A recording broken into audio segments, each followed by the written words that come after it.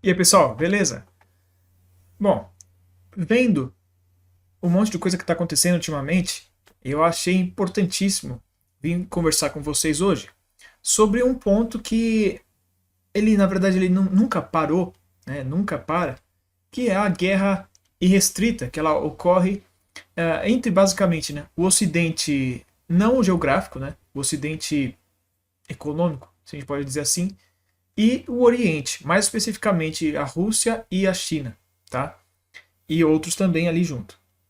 Mas então, hoje eu achei que eu deveria falar sobre isso. Então, eu vim até de meio que de última hora falar sobre isso, né? Não preparei nenhum material, nenhum roteiro, mas com tanta coisa tá acontecendo, eu acho que a gente precisa conversar sobre isso, até para trazer um esclarecimento um pouco maior sobre algumas dessas ações que ocorrem, né? Ali, por exemplo, no Oriente Médio, que passam batido. Ou então, quando falam, o pessoal sempre, né, tem falado muita besteira por aí, né, ou como se fosse uma coisa muito simples, mas a gente sabe que tem coisa por trás, né. Inclusive, eu vou repetir aqui o que eu frequentemente falo aqui no canal, né, que se você quiser saber um pouco mais profundamente sobre esses assuntos, né, como a própria guerra híbrida, né, eu recomendo fortemente os canais Arte da Guerra e o Rogério Anitablian, tá? Que eles falam sobre isso frequentemente, bastante e até mais profundamente do que eu vou falar hoje, porque hoje eu vou falar de uma forma um pouco mais introdutória e mais ampla, né? Então hoje já sem muita enrolação, vou direto ao ponto, né? E a gente tem vários aspectos diferentes para conversar que eles vão convergir em um ponto só, né? Para a discussão de hoje que vocês vão entender. Para começo de conversa, é importante a gente ressaltar um país, ele não precisa necessariamente empregar sua força armada para conseguir atingir seu inimigo. Né?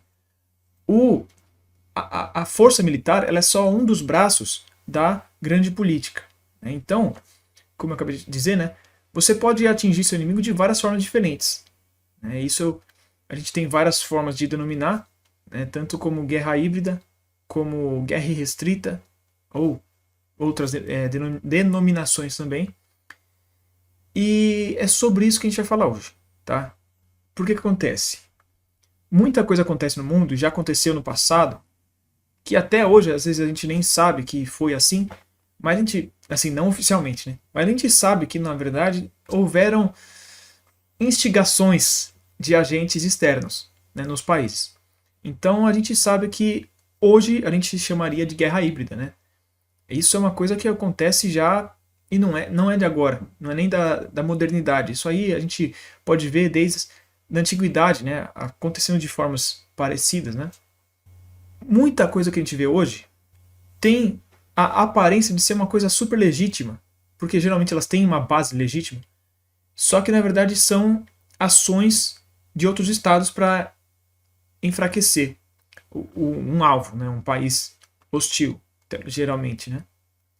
Isso que eu estou vendo que está acontecendo muito agora. Não só eu, né? Como vários analistas estão vendo assim. Né? E eu acho que agora está muito nítido isso. Né? Mas isso também tem um plano de fundo muito maior, muito mais amplo, né? Que eu já falei em um vídeo ou outro aqui, né? Mas fazendo uma ligação e explicando um pouco mais diretamente, a gente vai chegar lá. Então, a gente precisa, para entender isso, a gente precisa voltar um pouquinho. Né? Apesar de ser muita coisa que parece realmente teoria da conspiração, que tem, assim, tem muita cara mesmo, algumas coisas, elas infelizmente são verdade. Então, o que acontece? Existem grupos, né, de poder, né, grupos de interesse, principalmente, né, nos Estados Unidos e na Inglaterra, que eles trabalham em prol deles mesmos, né, em benefício próprio. E, como muita gente já sabe ou já percebeu, eles têm o poder suficiente para governar os governantes dos países, né, para mandar os presidentes, por exemplo. Né. Isso, na minha opinião, você pode discordar de mim, mas está muito nítido, por exemplo, com o Biden. É nitidamente um marionete desses grandes grupos. Mas isso não é de agora. Tá? Alguns são mais famosos, né, como, por exemplo, o setor das armas, né, o setor petroquímico americano, né, e tem aquelas grandes famílias por trás disso, os grandes bancos, hoje as big techs, né, só que isso também, ninguém chega num tamanho desse de poder de uma hora para outra. né? Tem sempre um background histórico por trás, né? E a gente pode ver esse background voltando a séculos atrás, né? Inclusive, uma boa parte das disputas de hoje, que aparentam ser de hoje, elas na verdade são as mesmas de muitos séculos atrás, né? Isso eu posso dar um exemplo mais claro, né? Ou indo mais direto ao ponto de hoje, a Inglaterra e a Rússia, né? Porque a gente pensa, por exemplo, no século XIX, até por conta das guerras napoleônicas, que o grande rival da Inglaterra foi a França. E realmente, naquele contexto foi. Mas eles tinham um outro grande rival, mais discreto. Era um rival mais político, com outros interesses por trás, que não chegavam ao povo, que era a Rússia. Tá? Então, a Inglaterra ela sempre teve atitudes hostis com a Rússia por conta de alguns interesses. Talvez eles saibam de alguma coisa que o resto do pessoal não saiba, né? Não sei. Mas, para vocês verem como isso é verdade, a gente pode ver que até ocorreu a Guerra da Crimeia em 1850 e pouco, se não me engano, 53, que nada mais é do que justamente a concretização dessas coisas que eu acabei de falar, né? E não para por aí, né? No século XIX, por exemplo, no século XX, aliás, eles fizeram uma série de coisas nesse sentido aí. E o que acontece? Isso tem um motivo que é óbvio, né? Quem manda, quem tem poder, não quer perder o poder, não quer parar de mandar, né? Então, geralmente quem manda muito, eles gostam de manter a situação no status quo, ou seja, como está. Né? Então, quando aparece alguma força, alguém contestando essa sua força, esse seu poder, você não gosta nem um pouco, né? E pretende acabar com a raça daquela pessoa ou daquele grupo, que é o que acontece no alto nível também. Isso tudo que eu estou falando é no plano da alta estratégia, no plano mais alto político que existe, tá?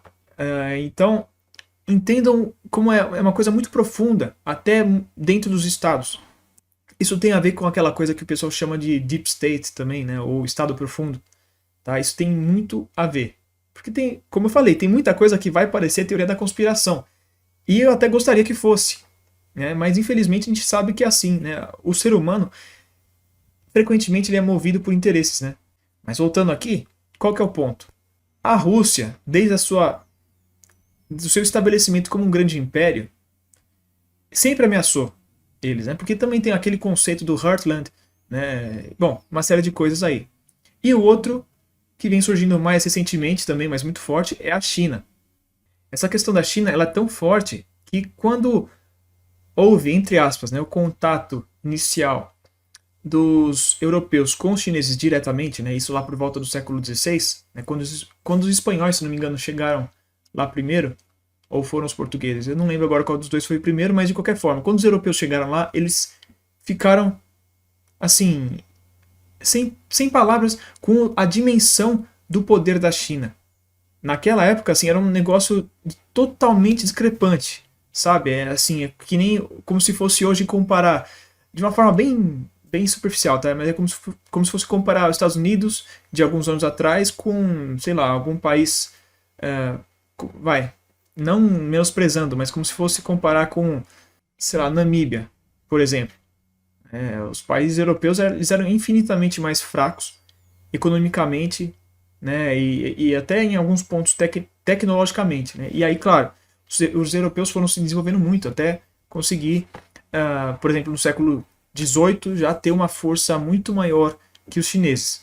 Mas, lembrando como essa questão é antiga, vamos lembrar da Guerra do Ópio. Né? Aliás, foram duas, né? Também as guerras dos Boxers. Né? Então, olha quantas ações os britânicos não fizeram na China no século XVIII e XIX. Né? Então, só para dar dimensão de como o negócio é antigo, tá? E como guerra híbrida não é uma coisa atual. Mas então vamos lá. Vamos passar a Segunda Guerra, né? A gente vê a reconstrução de uma China unificada e a União Soviética, que é basicamente o Império Russo, extremamente reforçado, e os dois decolando, né? Claro, não estou fazendo juízo de valores, né, de coisas certas e erradas que aconteceram por lá, não estou falando sobre nada disso.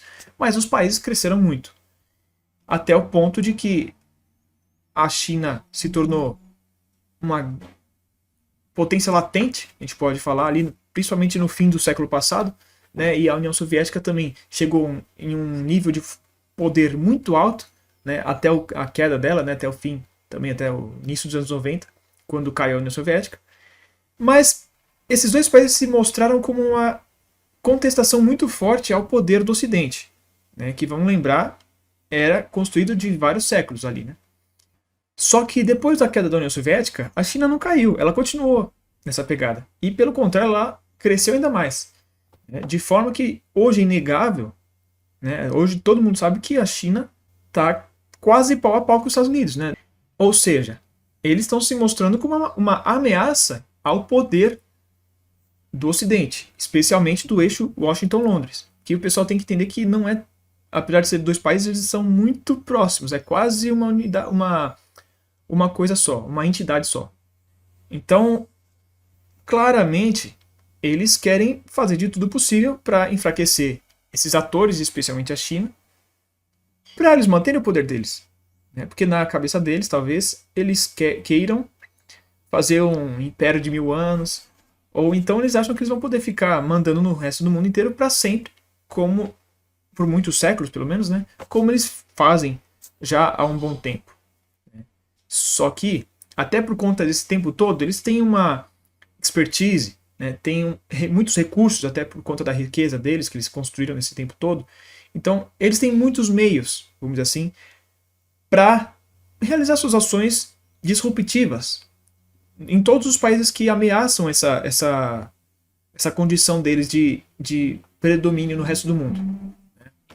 E interessante a gente ver como isso ocorreu de várias formas, né? Como uma coisa que me passou na cabeça agora, né? Até antes, para a Segunda Guerra, a Alemanha, a Itália, que eram o quê? Não estou fazendo juízo de valor se era certo ou errado, mas eram se apresentavam como outras alternativas ao poder Washington-Londres. Entende o que eu estou querendo dizer? E a Guerra Fria não preciso nem falar. A União Soviética, ou o comunismo como um todo, tentando se colocar contrário a essa força que vinha, né, desse eixo Washington-Londres. Então, de qualquer forma, percebam como não é uma coisa agora, e eles, o Ocidente, eu digo, né, foram se preparando há muitos séculos, né, para ter o que eles têm hoje. Né? Então, essa força toda, por exemplo, o pessoal pensava em CIA. Tudo bem, a instituição CIA pode até ser que tem, eu não sei exatamente quantos anos tem, mas eu acho que deve ter uns por volta de 100 e pouquinhos anos. Mas eles já começaram tendo uma expertise, porque eles já vinham de outra, de uma estrutura já anterior, entendeu? E por que eu estou falando disso? Apesar de existirem agências de inteligência e contra-inteligência muito boas em todo o mundo, né, até fora desse eixo Washington-Londres e o Ocidente, né, como por exemplo, bom, as agências russas, né, são famosas, né, eu não vou nem dizer o de Israel porque eles são praticamente um puxado desse Ocidente aí, mas tem o do Paquistão, por exemplo, o do Irã também é forte, o chinês ninguém sabe sobre, talvez seja bom, né, mas existem vários, pelo mundo inteiro. Né? Então, mesmo assim, a capacidade de articulação, né, desse tipo de ação, por conta, especialmente dos Estados Unidos e da Inglaterra, ou do Reino Unido, são, assim, incomparáveis, na verdade. Né? A agência por si só, até a gente pode fazer algumas comparações, mas a potência, né, a capacidade de realmente realizar as operações com uma, vamos dizer assim, com uma capacidade destrutiva tão grande, assim, não tem como comparar, na minha opinião. E isso a gente está vendo agora as consequências. Tá? Agora eu vou passar para o próximo ponto, a gente vai fazer um apanhado de tudo que eu falei até agora, para ir direto ao ponto. Tá? Então vamos lá. Com base tem alguns vídeos que eu fiz recentemente. Eu acredito que vocês concordem comigo. A gente está vendo o BRICS, especialmente, né, ganhando uma força, uma projeção cada vez maior. Né? Então a linha do multipolarismo no mundo está crescendo muito forte. E isso põe em xeque o predomínio do, vamos dizer assim, eurocentrismo, entre aspas, tá? mas do modelo que é imposto pelo Ocidente até agora. E eles claramente não gostam disso e vão tentar bater o pé e evitar isso de qualquer forma, certo? Qual que é o grande pilar dessa linha multipolarista? Na verdade são dois, né? São dois grandes poderes por trás, a China e a Rússia. A China, eu acho que até um pouco mais, por conta da pujança, né? Por conta da dimensão econômica, e a Rússia pelo poder militar e político que eles têm no mundo, né? Que se construíram por um bom tempo também, até pela época da União Soviética. Mas eu acho que para o Ocidente eles enxergam a China como uma ameaça superior, tá? Então, a gente pode entender claramente que no xadrez estratégico, né, no nível da alta estratégia ou da alta política, as ações que os Estados Unidos, Inglaterra e seus aliados ali, eles fazem, são voltadas a esses dois atores, né, em especial a China. Então a gente pode ver que muitas das coisas que acontecem podem até ocorrer em outros países, mas são para atingir indiretamente esses dois, mais uma vez, destacadamente a China. Tá? Então, por exemplo, o vídeo que eu fiz falando da força do nosso agro no Brasil e por que ele é tão atacado pela Europa, por exemplo, eu entendi naquele momento que provavelmente esses ataques ao nosso agro são um ataque indireto à China. Porque o Brasil nunca vai deixar de produzir muita comida e nem vai deixar de enviar comida para o resto do mundo. Só que a China é extremamente dependente da nossa comida e até isso também direciona a política externa da China para conseguir outros lugares para não depender só da gente. Mas se quiser entender mais, assiste o outro vídeo lá. Mas entendam o que eu estou querendo dizer. É só um exemplo. Tá? Mas eles podem estar querendo prejudicar o Brasil, o setor agropecuário do Brasil, para atingir indiretamente a China. Tá? Isso é um exemplo de como as ações geopolíticas podem ocorrer para atingir esses dois grandes alvos do Ocidente, que é a Rússia e a China. Só que eu vou mais diretamente agora. Tá? Nos últimos poucos anos, a gente tem assistido uma série de acontecimentos, vamos dizer assim, que eles oficialmente parecem muito... Ah, não, é a população que está se revoltando contra esses países opressores e ditatoriais e tudo mais. Né? Isso é como a mídia fala, que ela, obviamente, é uma mídia alinhada, né, ao eixo Washington-Londres, até porque uma boa parte é de lá mesmo, ou então é financiado por lá. Então, obviamente, o que a gente recebe de informação é enviesado para esse lado, certo? A gente tem que entender por trás que muitas dessas ações, elas são, na verdade, instigadas, né? E como o Anita Bian sempre fala, o comandante também fala, o comandante Robson Farinazzo, esses atos eles se baseiam em questões muito legítimas. Para você ter uma força, uma legitimidade popular naquele movimento, como eu falei, ele tem que ter uma legitimidade. Ele tem que ser uma coisa justa, tem que ter uma causa ali realmente que vale a pena lutar para a população. Só que eles pegam isso e jogam para fazer de uma forma que beneficia eles. Tá? Para resumir um pouco, eu vou direto a um dos pontos. A gente viu agora, que ainda está acontecendo, mas né, não está se falando tanto, mas está ocorrendo no Irã uma série de movimentos teoricamente a favor de liberdade, né? Porque, assim, como eu falei, legitimidade eles geralmente têm, inicialmente, né? Que era uma moça, foi teoricamente, né? Isso também, supostamente uma moça foi presa pela polícia religiosa do Irã porque ela não estava usando o hijab direito e ela acabou sendo morta. Existem até, do outro lado, existe também gente falando que isso foi uma false flag, né, que isso não ocorreu dessa forma, que eles usaram de pretexto para criar esse caos todo. Tá? Aí vocês parem para pensar como vocês quiserem, mas estou colocando os dois lados da balança. De uma forma ou de outra, aconteceram grandes manifestações que levaram em conta isso, né, a morte dessa menina e uma série de mulheres até pegando e queimando os hijabs, isso no Irã. Tá? pessoal acha que o Irã é muito fechadão assim, mas não é tão bem assim, tá? Claro que existe, né, uma certa, até uma repressão, até de certa forma, nesse tipo de coisa, mas não é um país extremamente fechado como pensam, tá? Então as mulheres foram lá, queimaram os hijabs e tudo mais, só que aí você começa a perceber como muda um pouco de figura. Começou por conta disso, não queremos mais essa opressão toda da religiosa, queremos, né, mais essa liberdade e tal. Só que aí, até aí beleza, é legítimo. Só que aí começa a mudar, não, tem que matar o ditador do Irã, não sei o que lá. Muito sutilmente. Ou nem tanto, na verdade. Então dá para entender um pouco do que eu tô querendo dizer, tá? Ah, mas esse é um caso específico, eu discordo de você. Eu acho que não vai ser. Tudo bem. Mais uma vez, quando eu falo aqui, eu dificilmente falo de uma forma julgando se é certo ou errado, né? Ou colocando de uma forma política, um lado A é bom, outro é ruim, tá? Então, só mais uma vez falando isso. Agora, esses movimentos, eles começam do nada, com uma causa justa, e da mesma forma, do nada, já viram um negócio, assim, diretamente ao ponto, entendeu? Não sei se estou falando de uma forma que fique muito clara isso, tá? E mais uma vez falando, não é defendendo um ou outro, tá? Só estou colocando aqui os pontos.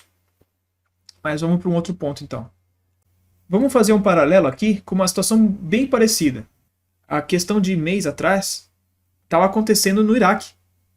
O governo atual do Iraque, ele é parceiro, ele é mais alinhado com o Irã. E, de repente, uma ala que é mais contrária ao Irã resolveu pegar em arma e tacar o terror no país. Né? Eles estão fazendo um furdunço lá, estavam pelo menos. Né? Invadiram o parlamento, invadiram a Casa dos Representantes, né? A sede do governo, e fizeram um zaralho lá. Né? Inclusive chegaram a ter confrontos armados e morreram militares iraquianos. Tá? Mais uma vez, só para reforçar como que é o negócio. É muito simples para mim. Pô, um movimento popular legítimo, ele chegaria a esse ponto de ter enfrentamento contra as forças de segurança? Ou as forças de segurança também entenderiam como legítimo isso? Bom, a discussão vai profundamente, né, em cima disso aí. Mas vamos continuar. O Cazaquistão é um dos principais parceiros da Rússia. Né? Ele é um país que faz parte da zona de influência russa, que eles têm uma proximidade muito grande, né? Inclusive a nível governamental e estatal. Né? E isso sempre foi assim, porque ali fazia parte do Império Russo. Né? E depois era uma das repúblicas soviéticas. Né? Então, sempre foi assim. Só que eu não sei se vocês vão lembrar, se eu não me engano foi no começo desse ano, teve uma grande revolta que do nada virou um conflito armado. Né? Isso é como eu sempre falo para vocês, percebam os detalhes sutis das coisas que elas falam muito mais do que as coisas que estão explícitas. Tá? Se vocês querem que fique mais explícito isso que eu estou falando, olha o que sai nas matérias, que geralmente é uma merda, de qualquer mídia, de qualquer jornal, qualquer essas merda aí. Vê como é sempre uma merda. Tá? Então fala, como eu tô falando, todas as vezes fala, não, olha como eles estão sendo oprimidos, não sei lá, né? Aí vê o que acontece de verdade, se vocês conseguirem ter acesso a essas informações, claro, né? E é uma parte do que a gente faz aqui no YouTube para vocês. Mas vamos lá. Começaram manifestações lá do nada contra o governo, né? A própria movimentação dessas manifestações já é um pouco suspeita, mas pode ser, né? Que estava subindo o preço de tudo. Claro, no mundo inteiro subiu.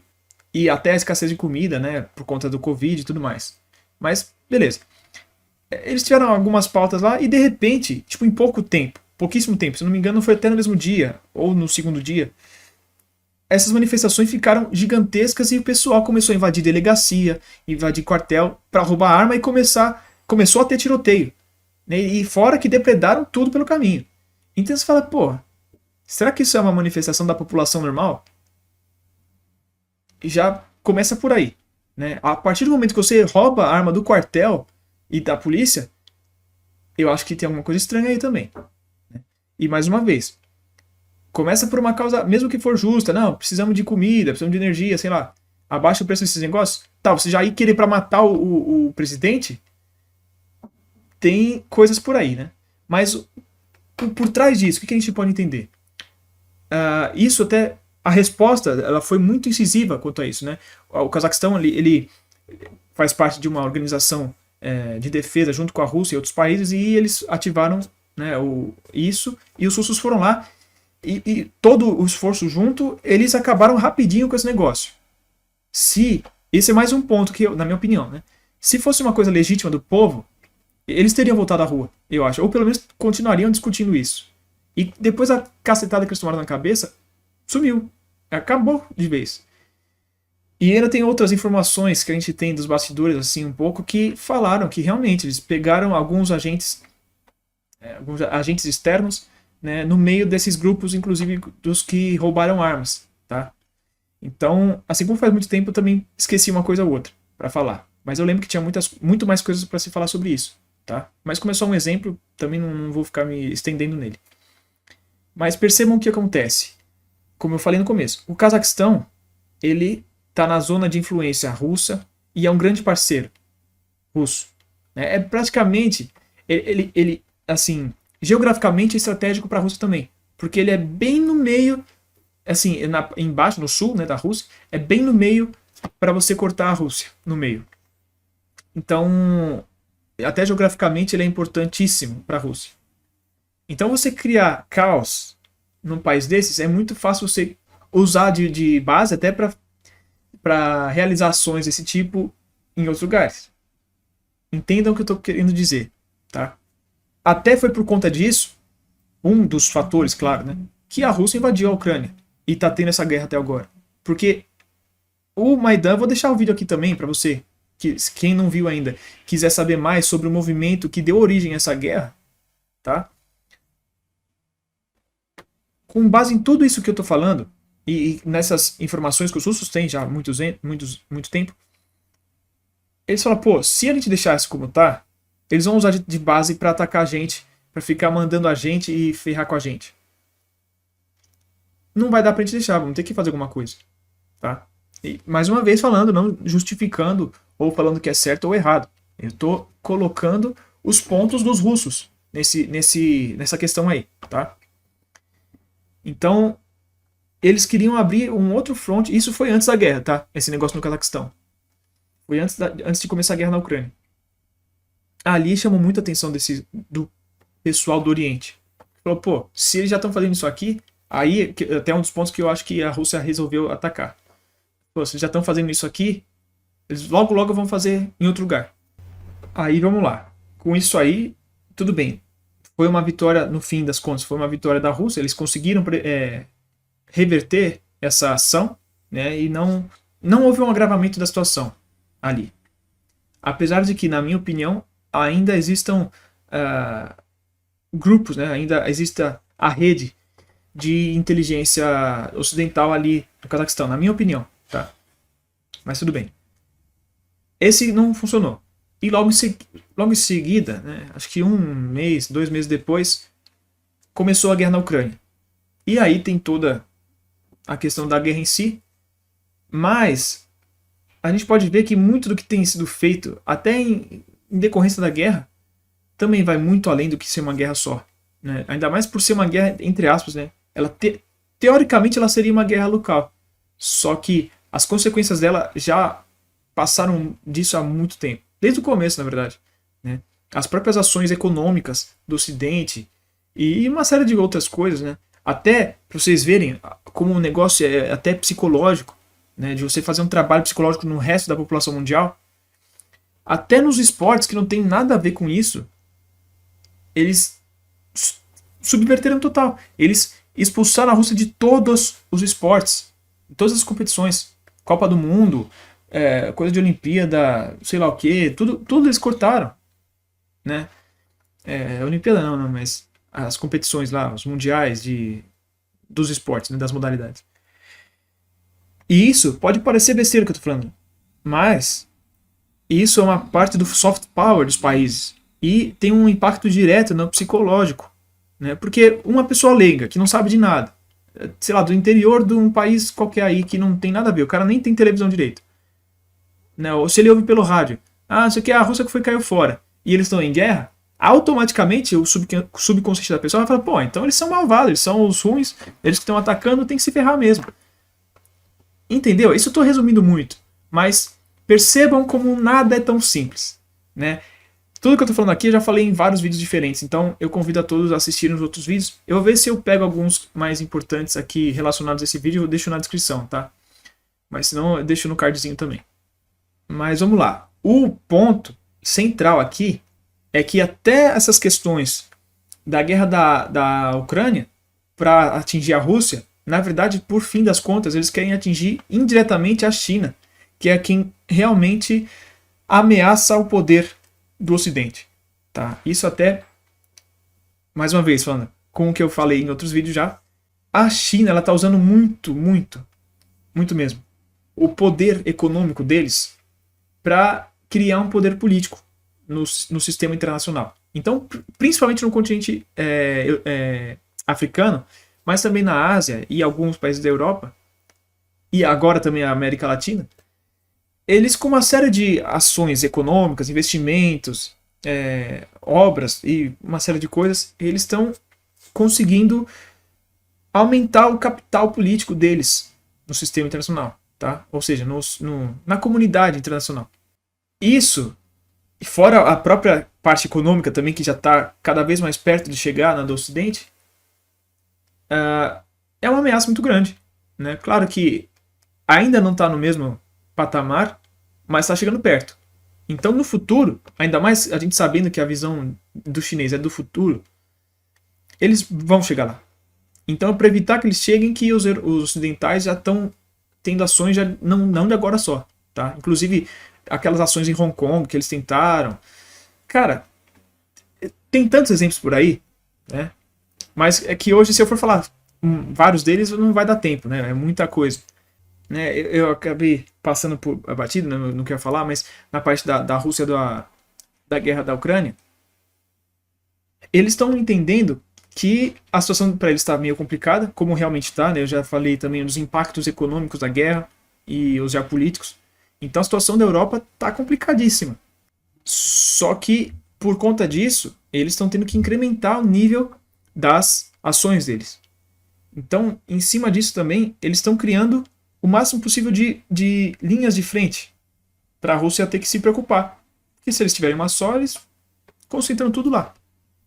E em cima disso também, eles estão criando um outro fronte na Armênia, né, que é um grande parceiro também da Rússia. Né, e eles... Né, bom, a Anitta Bian fala muito bem sobre essa questão, mas o Azerbaijão também tem um alinhamento, né, tem uma ligação muito forte com a Inglaterra mesmo, né, e com o Ocidente de uma forma geral, junto com a Turquia, né, que a Turquia também é um grande parceiro do Azerbaijão. Então, entendo o que eu estou querendo falar aqui. É um quebra-cabeça, mas faz sentido. Estão fazendo uma série de ações. Eu vou usar o exemplo da Armênia. Eles enfraquecendo a Armênia, né? Até com a guerra ali do Azerbaijão e da Turquia contra a Armênia, que possivelmente o Irã seja arrastado, vai enfraquecer a posição russa, porque eles vão ter que prestar atenção na Ucrânia e ali no Cáucaso também, que é a região da Armênia. Enfraquecendo a Rússia, você enfraquece o maior parceiro e o parceiro mais estratégico, assim, não preciso falar muito, da Rússia. Aliás, da China, que é a Rússia. Você enfraquecendo a China, o seu concorrente maior perde força e ele vai conseguir ameaçar muito menos a sua força. Vocês estão entendendo um pouco como que é a dinâmica dos negócios? Era isso que eu queria trazer para vocês hoje, né? Eu queria falar com vocês basicamente isso, até para fazer vocês pensarem um pouco sobre. Né? Vocês não precisam concordar com tudo que eu estou falando aqui. Né? Mas como a gente como analista, a gente tem que ser frio e colocar os pontos dos dois lados. Tá? Independentemente se a gente concorda ou gosta de um ou de outro. Bom, eu sei que já vai ter treta aqui que vai sair desse vídeo, mas o ponto é: percebam as ações sorrateiras, né? Ou por baixo dos panos, que não são só o Ocidente que faz, tá, gente? Não é isso que eu falo. O vídeo de hoje é para eu demonstrar um pouco como é o jogo do Ocidente contra a Rússia e contra a China, né, que acaba sendo escorrendo para os outros também, como eu já falei, do Irã, mas também acontece com a Índia também, que é teoricamente o parceiro deles, mas não é mesmo. O Paquistão, bom, uma série de parceiros ali, né, acabam sendo arrastados para essa história toda, né? E por que eu estou falando isso hoje? Porque hoje é lá, mas no futuro próximo, muito provavelmente vão tentar fazer aqui no Brasil. Tá? Isso se não for agora, já que para acontecer, tá? Isso a gente tem que ficar muito esperto, porque a gente já sofreu sobre isso. Independentemente de quem for, você gostando ou não, vai acontecer de novo. Então isso não é ruim para o governo, isso é ruim para o país inteiro, tá? É com essas coisas que a gente tem que se preocupar, tem que pensar muito sobre, tá? Porque, bom, a conversa vai muito além disso, né? Vai cada vez mais se aprofundando e mudando de assunto. Então, eu acho que eu vou encerrar por aqui para não me estender um pouco mais, né? Mas, de qualquer forma, gente, o ponto aqui hoje era fazer vocês pensarem sobre isso, tá? Refletirem sobre e colocar o que vocês pensam sobre isso também aqui nos comentários. É bom pra gente discutir, conversar. Vocês devem ter pontos que eu não pensei ou que outro não deve ter pensado. A gente vai trocando informações entre nós, tá? Isso que é uma das partes mais legais, eu acho, do canal, tá bom? Então, eu vou encerrando por aqui. Então, esse foi o vídeo de hoje, né? Espero que tenha contribuído um pouco, né, nesse raciocínio de vocês, ter aberto um pouco os olhos de alguns, né, que não é todo mundo que recebe as informações suficientes para começar a pensar sobre isso, né? Não é questão de ser melhor ou pior que o outro, ser mais inteligente ou não. Tem gente que não recebe as informações, simplesmente, né? E uma parte do que a gente faz aqui, eu e os meus canais parceiros, é justamente trazer as informações para esclarecer um pouco os raciocínios de vocês, como eu já falei, né? Então, mais uma vez, esse foi o vídeo de hoje, né? E eu espero que tenha valido a pena, né? Então, se você assistiu até aqui, muito obrigado, né? Eu realmente espero ter ajudado. E é isso, se você gosta desses assuntos, né, estratégicos, macroestratégicos, assuntos militares em si, até históricos, eu te convido a se inscrever no canal e ativar o sininho para não perder nenhum dos vídeos, né? Se você gostou do vídeo, é muito importante que você dê o like para me ajudar e ajudar o canal a aparecer para mais gente, né? O YouTube mostrar para mais gente. Como eu já falei, qualquer crítica construtiva, qualquer sugestão, qualquer informação extra que você tiver, por favor, deixa nos comentários aí, que vai ser muito interessante. E, muito importante também, compartilhe esse vídeo com quem você quiser, com quem você acha que vai ajudar de alguma forma, quem precisa receber essas informações, né? E todo mundo, né? Seus amigos, sua família, todo mundo. Né? Porque o intuito do meu canal, mas os parceiros também, é contribuir para uma sociedade um pouco mais consciente, né? Esse tipo de assunto aqui não é um assunto muito comum, né? E até alguns assuntos polêmicos que eu trouxe aqui também geralmente não são abordados, até porque tem gente que tem medo de entrar em polêmica.